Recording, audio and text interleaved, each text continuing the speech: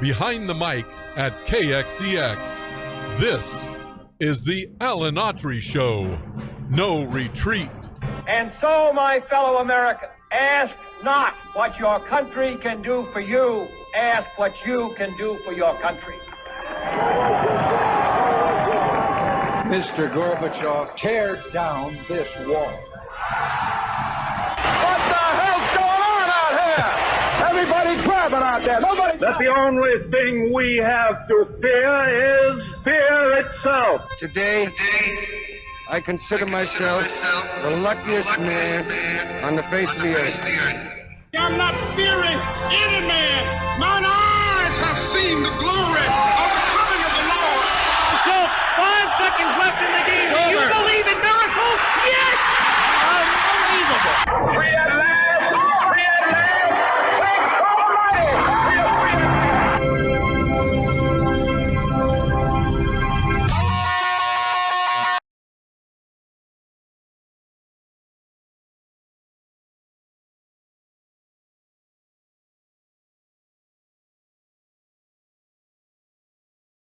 Show on the best talk in town. Talk Radio 1550 KXEX. Call Alan now, 559-899-1550. And welcome to the Alan Autry No Retreat Show. I'm old Alan Autry, and I'm so honored and humbled to have you with us today, and just so happy to be here for a lot of reasons.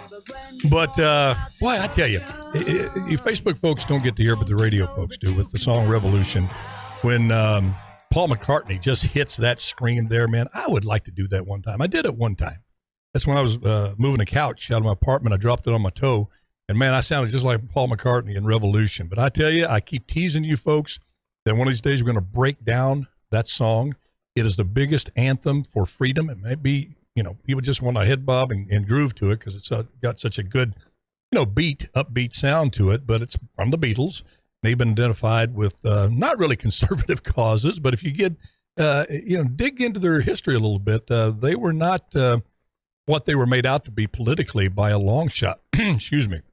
They did some unusual things, went off with the Hare Krishnas and went over to study the Buddha. Anyway, we don't get into that. Anyway, it's great to hear what the radio folks do. Great song, Revolution things. Went off. Boy, I just heard myself in my head. Am I hearing voices here? I hear my own voice in my head here. Anyway, so happy to be here. And just real quick, I want to spy you because I don't know, maybe you've had days like this that start off and you're just so happy to get where you were going to. I was go to the gym. That's why I dress the way I do. My wife just gets on me saying, you got to start dressing better. And I get her. She's right. But I come right from the gym most days over here to the studio. And in order to make it fit into my schedule, which is kind of hectic right now, I don't have time to go back and change. So I just wear my gym clothes here. But I stop and, get a little coffee, and that's my routine, and drive over to the studio, get my notes out, and do a little prep here with Jose, and then we're ready to go. Excuse me. But today, it's unusual things happened. When I was getting my coffee, there was a gentleman struck up a conversation with me. He'd been in the Air Force, so he served right off the bat. I really respected him, and talked about how much his dad, he'd respected his dad, who had just passed away not too long ago, and just really great conversation, and talking about him and his kids and the family, and again kept going back to his dad, who also served in the Navy.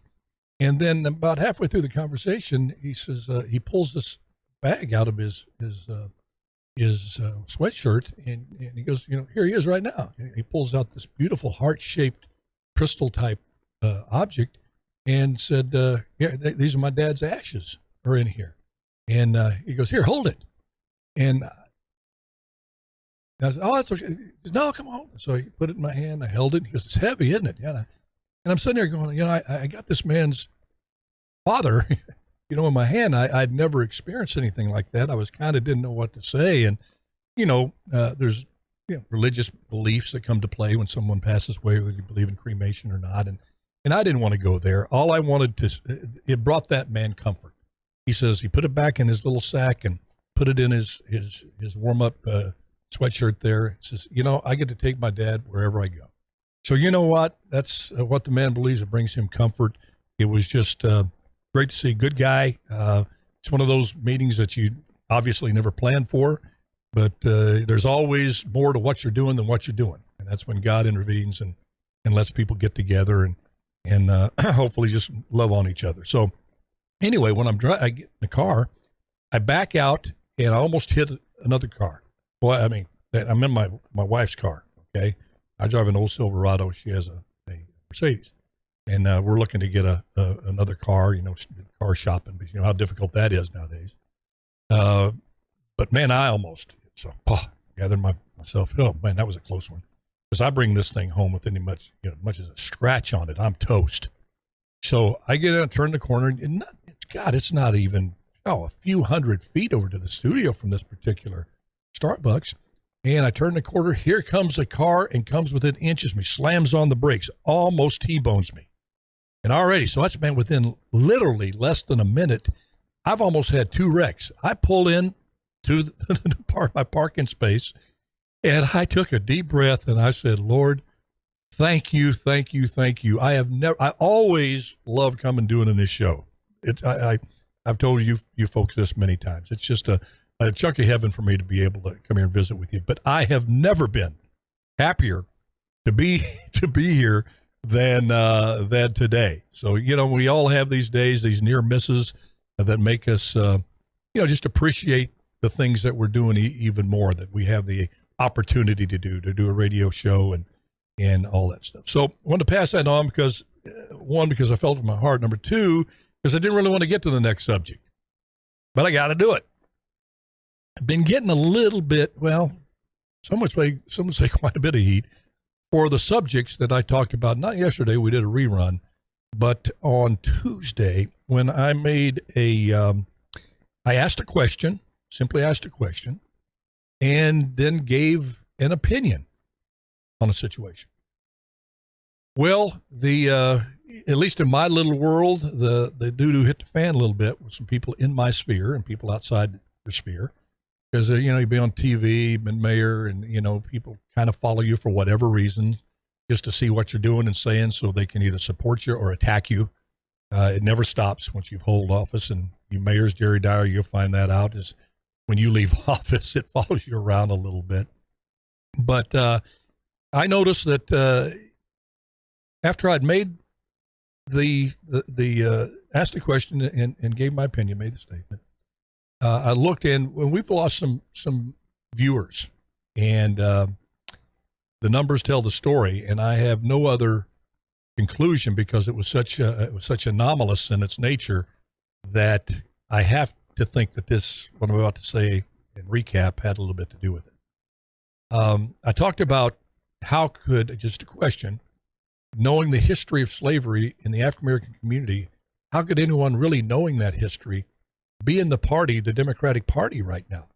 And when they embrace censorship, not allowing people free speech, which the slaves were not allowing people to really protect themselves in a defund the police era, which the slaves were not allowed to do, protect themselves, and make people go to schools, even if they're failing schools, so the kids don't get a quality education, of which the slaves were deprived of an education. And you look at just those 3 things, and I just asked the question. Well, I'm being labeled a racist for just asking that question. Everybody talks about having an open, honest, real discussion, but the Bakari Sellers of the world, the MSNBC analysts, top to bottom of the world, local people here, say just by simply bringing that up for discussion that because I'm white, I'm Christian, and I brought it up, that I'm somehow racist. Don't get it, won't accept it, won't stop talking about it, okay? So for all it's worth, I'm not magnifying my life or my influence any more than it is, and it's small, but I'm going to continue to ask those questions. I'm not going to take that back and buy in to this wokeaholic epidemic that's sweeping the political scene, of being afraid of being canceled because you simply asked what I think is a very legitimate question, and one that could open the door, I think, to some really good, helpful discussion on the subject. And maybe there's some great answers to that question. And if you listen to the show its entirety and don't listen to what somebody said I said on the show, Because that's what happens. Somebody will watch the show or listen to the show, then they call somebody else. Hey, did you hear what Autry said? And I had a contingent in Fresno that came after me constantly because I'm white Christian and I tend to have born in Louisiana, so I've got to be a racist, right? They don't ask to tell my story to them. They don't want to hear my story. They've already made up their opinion about me. And I met with everyone that I could. Some groups simply wouldn't meet with me at all because I wanted to explain myself. They had no interest. They had made up their mind. That was it. They were going to try to make my 4 or 8 years as mayor hell and proceeded to try to do so. And some people of the religious order, pastors, then I just, one in particular, remain nameless because I'd like him to come on the show and confront him with it. Because I do respect him and his position that he took against me as being racist was something that hurt me immensely. He would run from me for 8 years in terms of getting together and talking in a public forum about it. So that should tell you a lot right there. But the question is, do I want to go back on what I said? Do I want to rephrase it? The answer is absolutely not. You know, I look at John Cena. You know, here's supposed to be a man's man. Being, groveling and apologizing to China over and over and over, just pathetically apologizing for the crime of calling Taiwan a country. I just don't know. There's not enough money that would make me do that. I don't think I'm a better person than John Cena. I don't. If you want to count my flaws, my goodness, we could have a whole year's worth of shows talking about my flaws, the mistakes I've made. But I just don't understand when you're raised, as he said he was, to be honest, to be strong, to stand by your convictions if you feel that they're right, no matter what comes at you. I can't help how I was raised, and I've heard interviews with Cena. That's how he purported to be from that foundation. But then he went from macho to mush with one phone call from China to his studio. It said that if you don't get him to apologize and grovel, really apologize, you're not going to be able to distribute your film in China. And you see what happened. But anyway, no, I don't. Now, that got a lot of folks that are probably Democrat that listen to my show, decided they were not going to do it anymore. That's their right. That's absolutely the right. No harm, no foul. That's your belief. I wish you wouldn't leave. I would like to talk about this subject further. And like I said, I'm always open to listen to a counterpoint. But no, I have to stick by the questions that I asked. Now, the second one, the Republicans, they got on me too about this Representative Gosar from Arizona, who did this anime, I guess it is, where I guess you can put your face or whatever into a animated cartoon, and probably not using the right terminology, but for my generation, that's what it is. And you get to be the anime and do whatever you want to. Well, apparently he was not apparently, it happened for real, that he was put into this anime by someone else, a third party, he says, and he became this anime hero who proceeded to go and kill the anime version of Alexandria Octavia-Cortez, AOC. I always get her name. And in this anime little skit, kills her. Then with a sword, goes after an anime version of Joe Biden, kills him. And he thought that was really cool. So he retweeted it. And then again, hit the fan on Twitter world. And I'll have to say, rightfully so. In this day and age, violence every single direction we look. I've never seen so much vilification in the political world, so much downright hate. Back in Reagan's day, this Gosar fella invokes the name of Reagan all the time. He's been in office quite a few years now. And I would ask him, Representative Gosar, with all due respect, you know what comes after that? Do you think Reagan would have, number one, done what you did, or number two, would have condoned it, and would he have remained silent? I think Ronald Reagan, with all of his imperfections, was one of the greatest presidents we had because he took accountability. He expected accountability. He said, speak no ill will before, about a fellow Republican. But there was a given in the Republican Party back then and all the way up to then that you would never have a Republican do such a silly, stupid, unthinking thing. And I feel very confident if he was here right now and you ask him, President Reagan, what do you think about this, me doing this, sending this tweet of me killing this fellow member of Congress who I don't agree with, but I'm going to kill her in a cartoon and then I'm going to go kill the president in the cartoon. I have all the confidence in the world that President Reagan would say something like this. Well, Representative Gosar, what part of idiotic stupidity, ignoramus that you do not understand? These people want to be Reagan, but they don't want to be Reagan. Reagan was so far above all y'all out there that think this was okay. So what happens? Instead of apologizing, which he probably, if he would have done, this censure that just happened in the House of Representatives, which stripped him of his committees, would have probably never happened. If he would have said, you know what, bridge too far, I made a mistake. Not just on a political level, just a man to a woman. You don't even in a cartoon applaud and laugh at a man decapitating a woman.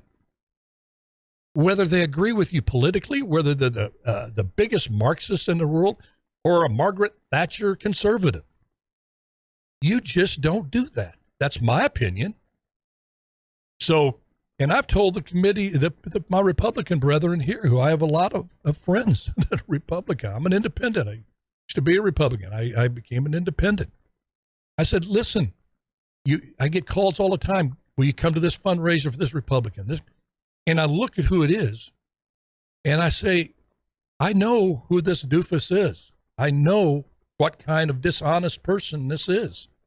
And I've had the same thing with Democrats. People ask me for some reason, can you support? I said, look, just because you put an R by a person's name, you expect me to go out and support them, to have this fraternal feeling that it doesn't matter what this person says or does. You want me to endorse? Because endorse means I agree with them, not just their policies, but how they conduct themselves. So, I'm sorry, if it cost me this show. Well, no, I'm not sorry. If we dwindle our listenership and viewership down to nothing, so be it. Because, I'm going to go out of this world trying to do what I feel is the right thing. And we can go a little longer here. We haven't, take a break. I know we're gone, but I want to get this out. I will plead guilty to looking at things, some would say, in a simplistic fashion.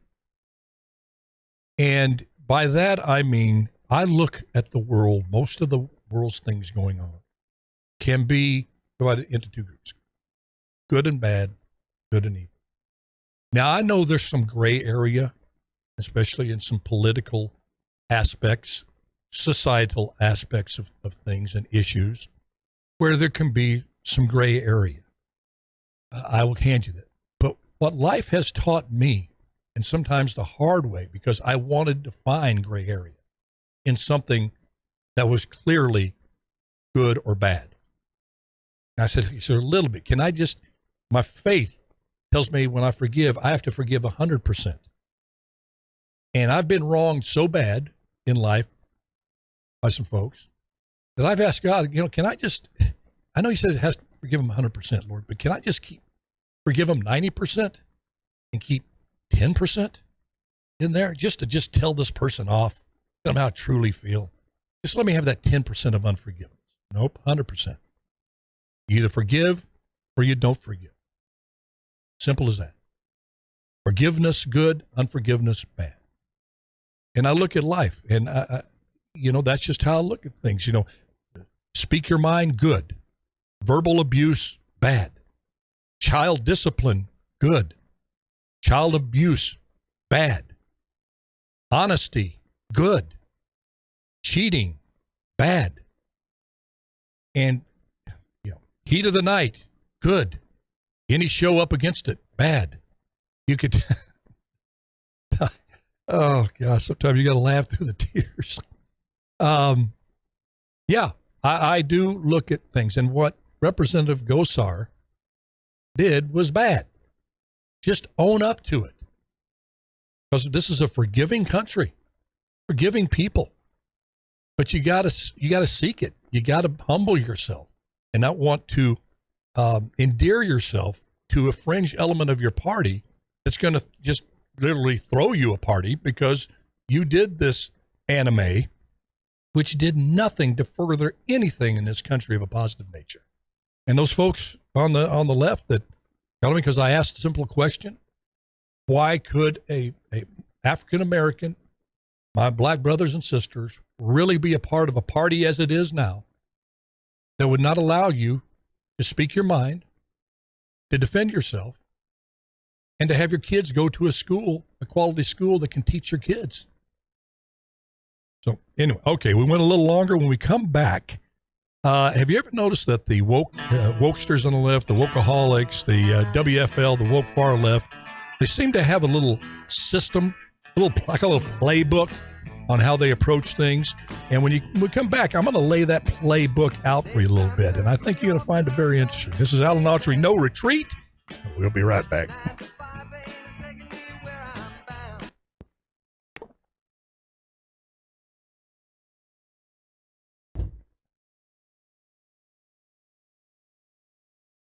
Mm-hmm.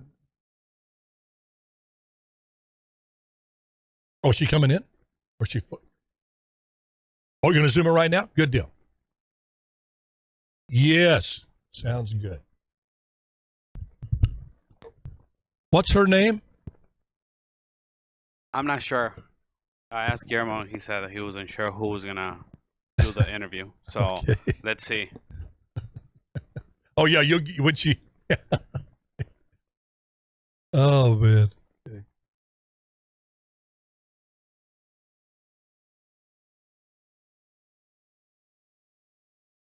Hey, Facebook folks. We went on simultaneously with the radio, I believe, today.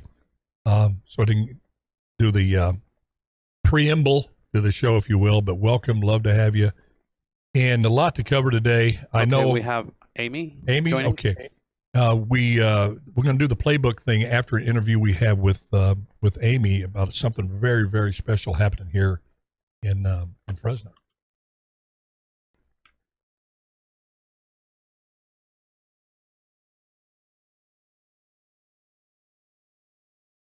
Man, have you ever had that happen where you get the near misses?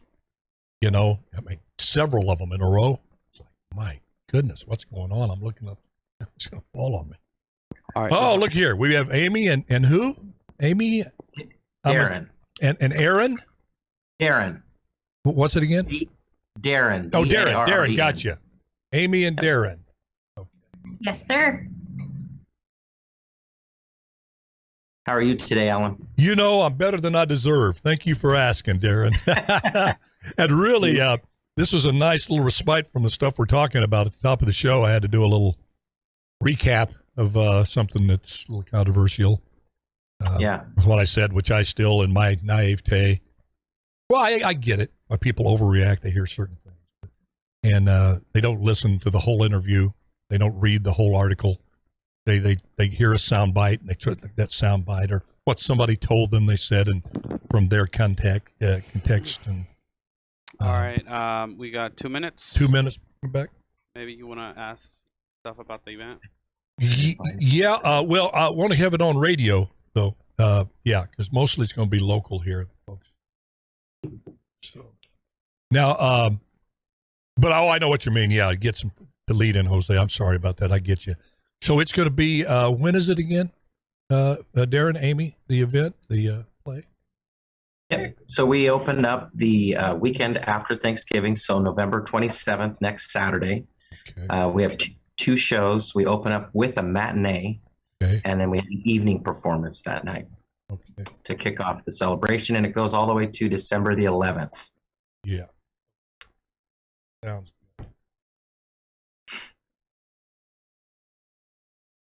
Is our audio okay? Do you need us to speak any louder or softer? Or Jose's got that. How's yeah. level? You guys coming through pretty good. Okay. Awesome. All right, we got 1 minute before we come back. 1 minute before we go on, guys. Okay. And what is the organization that's putting it on again? Yep. Center Stage Clovis. Okay, Center Stage.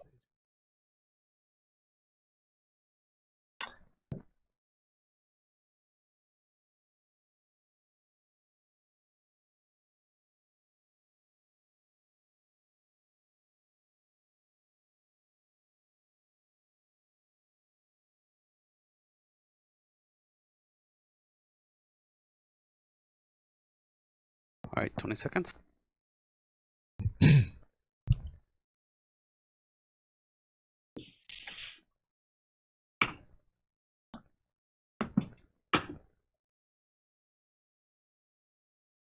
Five seconds.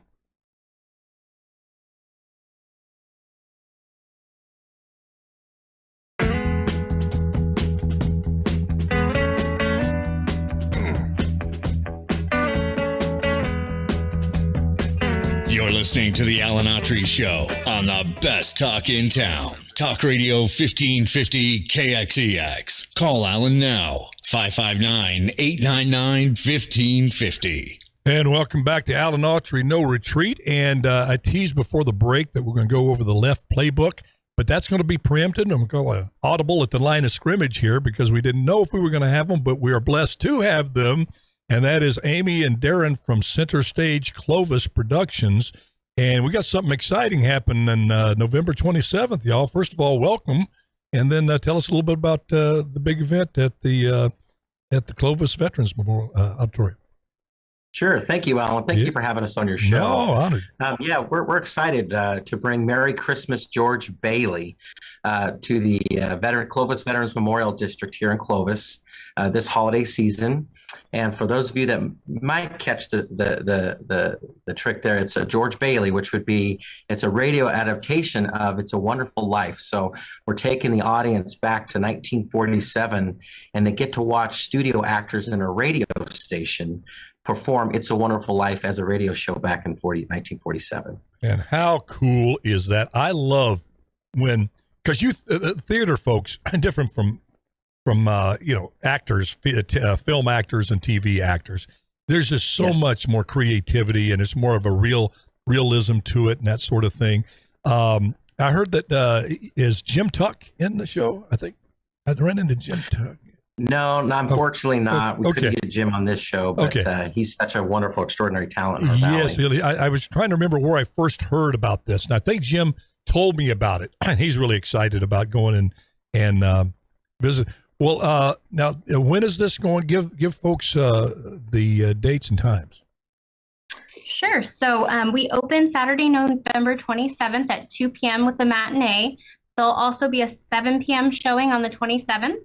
Then it runs the following Thursday, Friday, and Saturday, the 2nd, 3rd, and 4th of December, as well as the December 9th, 10th, and 11th. And they can visit centerstageclovis.com to purchase their tickets. Let me ask you this. Obviously, you love theater, part of it.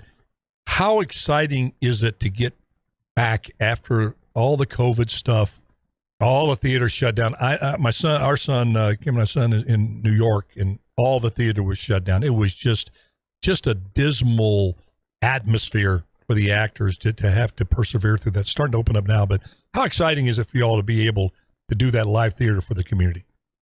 Oh, it's extraordinarily exciting. It was a dark period this last year and a half. It's took our light away from us, but us local actors are just so excited to come back and engage with our community again.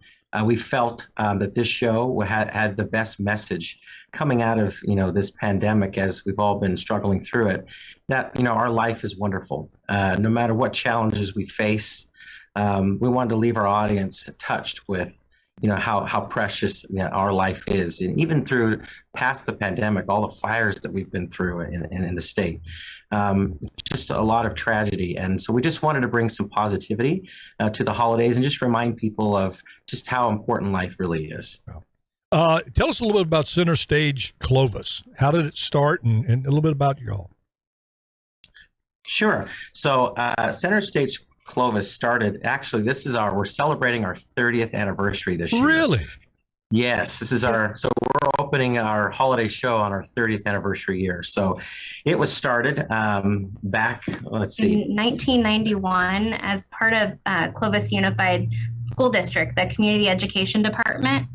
And we've grown to be a local theater organization from there. And what's so special about our productions is none of the funds that we receive is profit. It all goes back into our next show. And people don't always realize how expensive it is to produce even these local shows. So everything that all of our profits turn right back around and are given to our community to create high quality productions. Yeah, it's people don't realize how much it costs. And, the lighting crews, the sound crews, the sets, constructed, and people to set that up, tear it down. I mean, you just go on and on and on about that. So how do you go through the process of casting? Because there's some people out there, I meet them all the time going, I love to act, and they probably have some great abilities. How do you go about casting your shows? Sure. On our website, we have audition forms and audition information when we come up with our productions.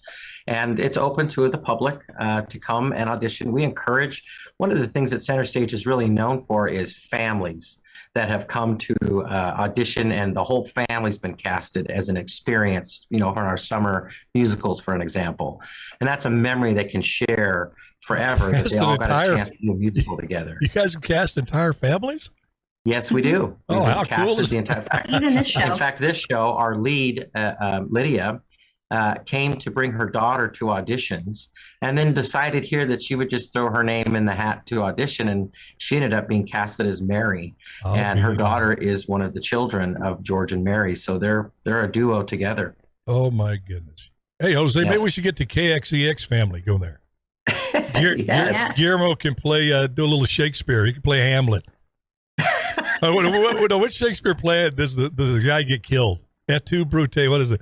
Haraham just jumping on Gosar about doing violent things. No, that is so cool. So tell us some of the plays you have put on, since then that people might get a little list. So our last musical that we did back in 2019 was Legally Blonde, and then prior to that we did was it Fiddler on the Roof? And then going back, we did Mary Poppins. We've done Sound of Music. So you do the classics, and then you go and do some of this experimental stuff and stuff that maybe not as familiar, and take chances. Isn't that what theater's all about? Taking chances. Totally. That's what I love about it. I never did any theater. Our main stage musical, and then in the fall, we typically, we like to take an experimental project and, in a more intimate setting, a smaller theater setting, and really just have one-on-ones with the audience and our cast. So yes, we look for those. Well, again, what's the cost here? How can? Sure. So general admission tickets are $20. We have $15 for students, seniors, and veterans, and we do have group rates available for $12.50 if you have 10 or more people. And we also do have a family pack for $50 where they get 2 adults and 2 student senior tickets.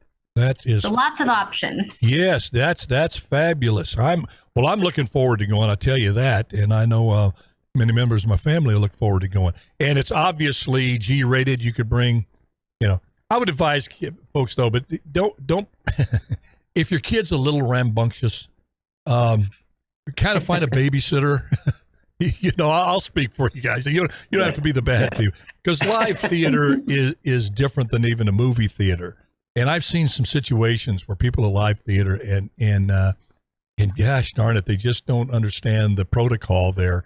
These folks are up there, they're trying to remember the lines, and they're, a lot of them are not, trained to the point where they can filter that out. It's very disconcerting. You're in the middle of a line and you have a kid running around and or saying something, talking. So anyway, even though it's kid friendly, make sure, and you want kids to come, just make sure that they're going to behave themselves there and in respect to the actors and to the production. So once again, let's run it down, and I'm going to be promoting it here all the way up and through the whole thing, and we'll just do our best to get folks out there. And folks, listen, if you've never been to a live performance, what better time than now? I promise you will enjoy it. You say, well, how, Alan, can you say this about something that you haven't been to? Very simple. Live theater is something special. I have never been to, and I've been to a lot of plays, and some were better than others, but I never left there without that sense that I was viewing something special, real people up there. And if you haven't seen that before, you'll see why people fall in love with theater, right, guys? I mean, you literally fall in love with theater. Absolutely. We invoke lots of emotion. We take you on a journey. I guarantee you'll find moments of laughter in the show. You'll find moments of tears in the show. You'll find moments of joy in the show. And most importantly, giving after you leave. It's just such a wonderful experience. Listen to me, wonderful. Life, but, yeah, hey, you go. I hear you. A great experience. Yeah, absolutely. Well, never more needed than it is today to have something like this. Hats off to you guys there at Center Stage Clovis for all that you do. And we're going to make you folks, I'm going to do my best to make you folks known and have folks come out there and start supporting you. Appreciate it. Again, November 27th, starting off with the matinee, right, Amy? And you go on the website. Give the website again. CenterStageClovis.com. Very easy to remember. CenterStageClovis.com. Get y'all some tickets and get ready to go see Merry Christmas, George Bailey. Thank y'all for coming. Appreciate y'all. Thank you. Thank you. God bless you. All right, we're going to take a quick break. When we come back, we're going to lay out that little playbook that the left uses, and I think you'll find it very interesting how this play is run over and over and over and over. This is Alan Autry, No Retreat, and we'll be right back.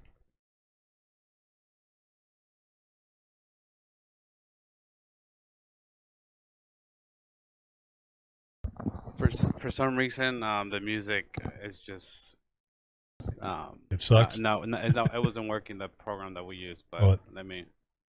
I get it. Well, that was a good interview. Mm-hmm. Pretty cool. Nice people. I didn't even realize that we had a Clovis theater. I didn't either. Look until when it started playing. We got it now. Just took a little nap.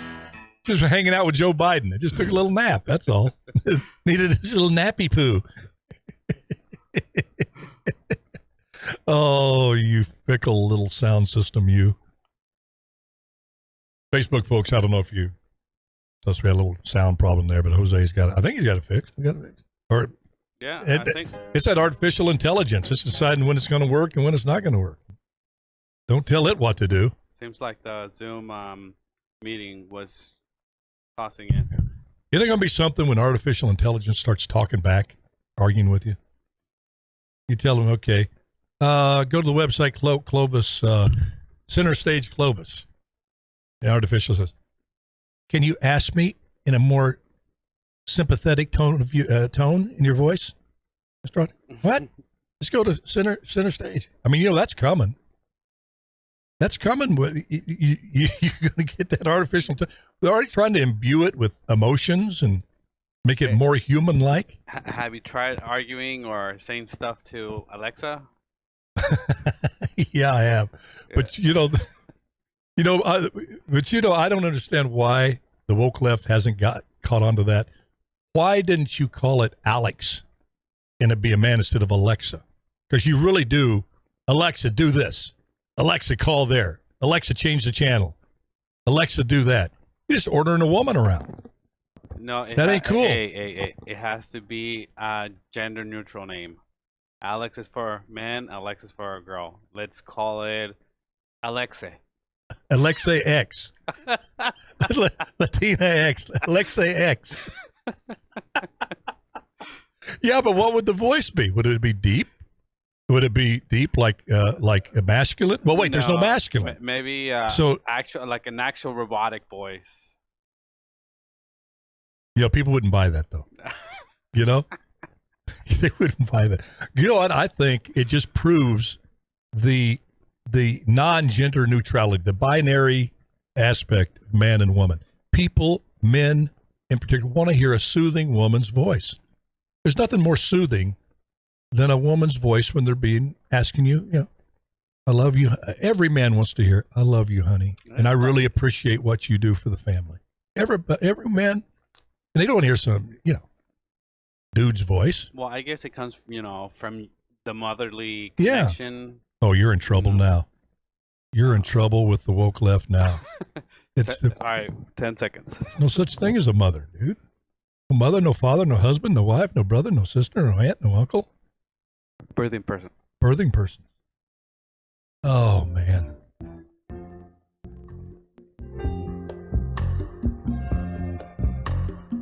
You're listening to the Alan Autry Show on the best talk in town. Talk Radio 1550 KXEX. Call Alan now, 559-899-1550. And welcome back to the very loyal few that are left after I asked a question of the left and gave an opinion to the folks on the right that neither one liked.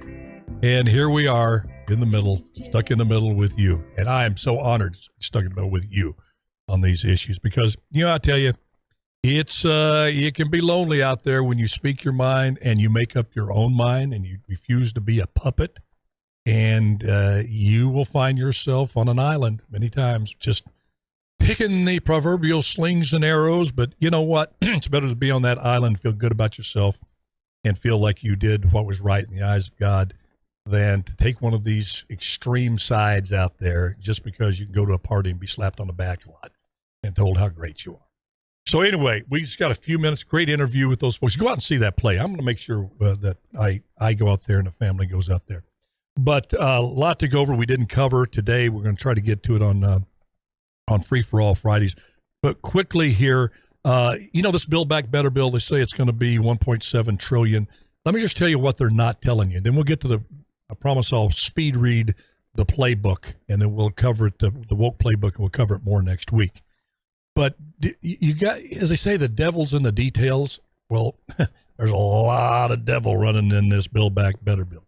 For example, they say the total cost $1.7 trillion. They're not telling you this, though, that in that bill, the child tax credit expires after 1 year. Okay, this is just a few of them. The health care aspect of it runs out in 4 years. The pre-K money going for pre-K education, money to pay for that, people out after 6 years. And this is supposed to be a 10-year deal. But that's just a few of them. And when they run out, that's figured in the budget of it running out. They're not going to discontinue. We have a phone call. They're not going to discontinue these programs. They're going to extend them through the life of the spending, which is supposed to be 10 years. So when you figure all of that in, I didn't want to bore you with a bunch of statistics. Trust me, there's many, many more of these programs and these costs that run out that the left, that Biden and the people on the left and these Republicans know is going to be extended. And when you add it all up, the extension of these programs to the full life of the bill, it's nearly $4 trillion. $4 trillion of phony money being pumped in to the system that you and I will probably never see, never take advantage of and have it help us in any way. That was proven with Obama's stimulus bill of over $1 trillion. How much of that did you see? What job? Did you get a job from that? It was shovel-ready jobs. Well, it was a debacle. It only went to actually pay back political allies and states who supported, and counties and cities that supported the president. And that's the same way here. This is a big political payback bill. That's all this is. and it's has the potential to really wreak havoc on the economy. We've got Laura on the line here. The playbook thing. Listen, I'm going to bring Laura in here. Laura, how you doing, dear? Oh, I just wanted to call and let you know that I got correspondence back from all of these bleeding heart liberals. AOC, Cori Bush, Ilhan Omar, Cory Booker, John Ossoff, Andy Kim, Val Demings. That's quite a lineup. In regards, well, I had to send them correspondence because Marco Rubio's office, Mike Waltz's office, Rick Scott's office, Tom Cotton, are putting pressure on the State Department to get these SIV applications processed and to actually do something to get these people out before they're dead. Are you talking about Afghanistan? So folks understand. Yeah, okay. Yeah, and Tom Cotton expressed to me that they were having trouble getting any Democrats. They felt that if they had a bipartisan effort in putting this pressure on, that it would help considerably, given that it's Democrats holding the White House. Okay, fine. So I sent certified letters along with a copy of a Privacy Act to each one of them. Over the last 2 days, I've gotten responses. And the overall consensus is they don't want to do anything with Republicans. They cannot assist any of the Republicans that I'm currently working with because it's counterproductive to their current agenda. Mm-hmm.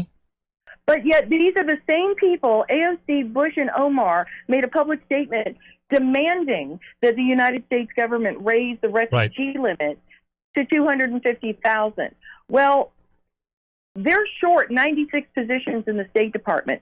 State Department will not give a dime to a single NGO organization to get these people out, nor will they negotiate any more lily pad countries. They're now diverting everybody to Doha, and there's no sense of urgency whatsoever. But yet these people who are so worried about whether or not I can call you a boy or not can't help people who are literally going to die. Well, that's part of, it's funny how God works on this. I thought, when you started off on this, that it was going to be kind of off the subject, which is fine. I always love to take your calls, but off the subject of this woke playbook. There's a system, a play that they use and have been using since the 60s, when you still had some credible old school liberals, as Bill Maher says, and you never saw the tool really used to the egregious, dishonest level that it is today by the WFL, the woke far left. But it fits right in. What you're saying is part of the playbook, and we're running out of time today, but I really want to get into this tomorrow. And please tell folks who are interested, because it is a system that they use. It's the Rules for Radicals book. Just read that and you see what's on TV and what the Democratic Party, being controlled by the woke left, is trying to do. It's right out of the Marxist system, the Marxist ideology, the Rules for Radicals. And this system that Tom Sowell brought to light is really something to behold, because just like what you said, they don't want to help. They have an agenda. They have an outcome. And that is to make this country, transform it from a free democracy and a free market system to a Marxist state. Correct, Laura? That, and I do not ever want to hear any one of these dolts come on TV and say one word about how, Republicans won't work with us. Really? Because I got certified letters to prove the opposite. Yeah, exactly, because it's part of their playbook not to. You do not in any way, even if it's in the greater good of the country, help who you consider your enemy. And anybody who is for a free and democratic United States of America, who's up for protecting individual rights instead of the collective, is their enemy. And so it doesn't matter if people are trapped over in Afghanistan and they're raping young girls and beheading girls and going door to door, dragging families out and executing them. It means nothing to them, because to work with them, they feel, would further the cause of individual liberties and our commitment to the world. You just outlined it. They're never going to. It's exposed just with those letters. I'd love to see one of those letters if you. I'll be more than happy to scan them in, and I will definitely email them to you while I do my day job. Oh, I would love for you to do that. But to me, it is, Laura, I think it's time not for Republicans, but free-thinking Americans, which make up most of the people in this country. It surprises people when you let them know that, the majority of voters in this country are independent. They're not part of the Republican Party or the Democratic Party. And it's time for the independents to wake up, stop being surprised when you hear things like this of what's going on with the WFL, the woke far left, and understand where their end game is, because truly the ends justify the means. Now, it'll be horrifying. The old saying, Rick Warren, the truth will set you free, but first it'll make you miserable. Yeah, you'll look at it and go, oh my God, but then it settles in. Okay, this is what we're up against. CRT, they're trying to turn all of our kids into racists. Let's stop being apoplectic about it. Gear up, go to board meetings, run for school boards, get in there, stop this stuff in its tracks, and do it from a position of absolute certainty that what you're doing is right, because you are. And stop being, oh my God, they think this. Yeah, they do. That's them. That's the curtain behind the Oz. That's who they are. Laura Fisher, we are always a smarter show when you've come on the show. So thank you for calling in. God bless you. God bless all of y'all who've hung in here with the Alan Autry Show. I appreciate you. No, we won't retreat for what we feel is right. God bless you. God bless America. And good Lord willing, Creek Don't Rise will be here for Free for All Friday tomorrow. Bye-bye now. Just sing a song and bring the sunny weather.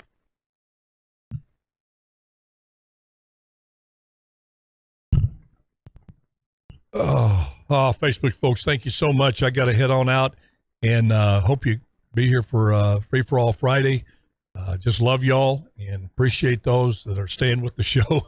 It's it is, as I say, it is what it is. Done a lot of thinking and praying on it. And I think one of the reasons you tune in, hopefully the ones that are still watching, is that that I'm not going to be I'm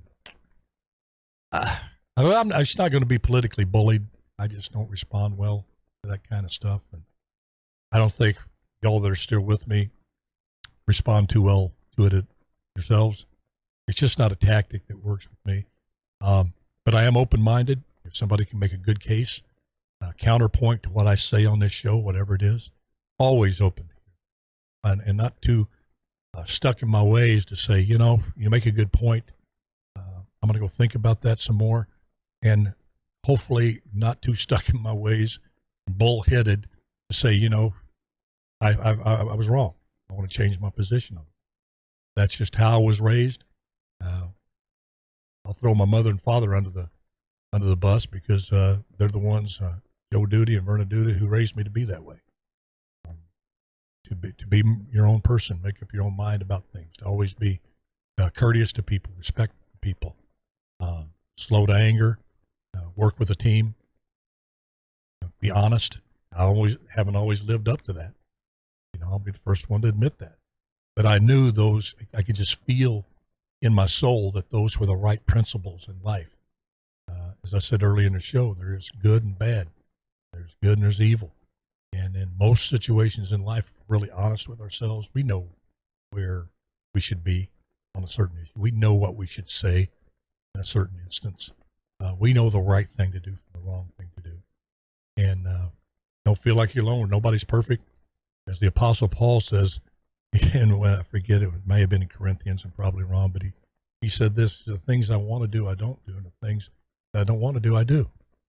And that was his way of saying, I understand your human nature, but we always have to strive to be as honest as we can, to be as respectful as we can, to stand up for what's right, even if we're attacked, and to keep doing that as long as we can. So anyway, don't mean to go on and on about that, but again, I just appreciate y'all being here and being part of the show. God bless you, and